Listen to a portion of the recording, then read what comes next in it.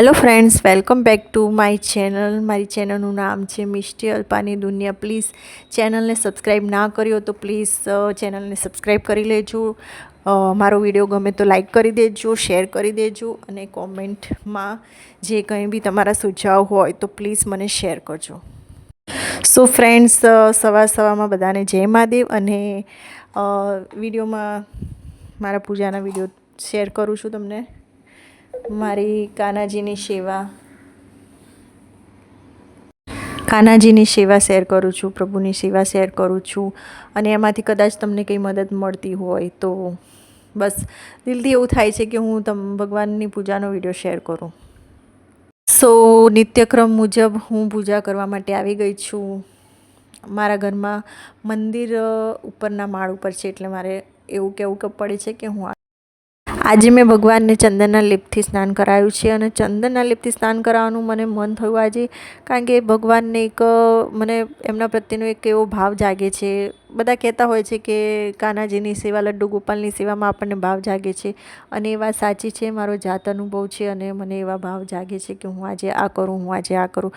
રોજ એમના માટે કંઈ નવું કરવાની ઈચ્છાઓ થયા કરે છે અને અંદર દિલથી જ એવા ભાવ ઉત્પન્ન થાય છે. સો ફ્રેન્ડ્સ, આજે ચંદનના લેપથી મેં એમને સ્નાન કરાવ્યું છે. ચંદનની તાસીર ઠંડી હોય છે, એટલે ગરમીઓમાં એ લેપથી સ્નાન કરાવવાથી આપણને પુણ્યફળની પ્રાપ્તિ થાય છે, કારણ કે ભગવાન પ્રસન્ન થાય છે અને પાપોનો નાશ પણ થાય છે. સો ફ્રેન્ડ્સ, ફરીથી એમને સ્વચ્છ પાણીથી સ્નાન કરાવીને હું મારા બધા જ ભગવાનની મંદિરમાં ફરીથી સ્થાપિત કરીશ. ફ્રેન્ડ્સ, આ છે પારસ શિવલિંગ. મેં ઘરમાં પારાનું શિવલિંગ સ્થાપિત કર્યું છે. પારાનું શિવલિંગ સ્થાપિત કરવાથી ઘરની બધી જ નકારાત્મક ઉર્જાઓનો નાશ થાય છે, પ્રેત બાધાઓ નડતી નથી, અને સુખ સંપત્તિ અને આરોગ્ય, જેના ઘરમાં ખૂબ જ બીમારી રહેતી હોય તો પણ તે પારાનું શિવલિંગની પૂજા કરવાથી બધું દૂર થઈ જાય છે.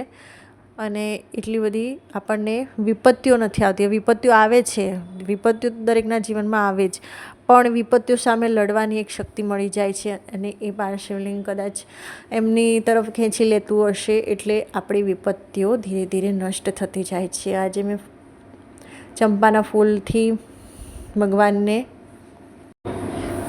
અર્પણ કર્યા છે. અને ચંપાનું ફૂલ શિવજીને ચડતું નથી, એટલે એમના માટે કરણનું ફૂલ મેં ચડાવ્યું. અને ફ્રેન્ડ્સ, એક વિડીયોમાં મેં સાંભળ્યું હતું, જ્યાં કાન્હાજીની મધુ સેવા થતી હોય ત્યાં તુલસીજીના વન હોય છે. એ વાત સાચી છે, તુલસી ઉગી નીકળે છે. મળીશું નવા વ્લોગમાં. ત્યાં સુધી બાય બાય ફ્રેન્ડ્સ.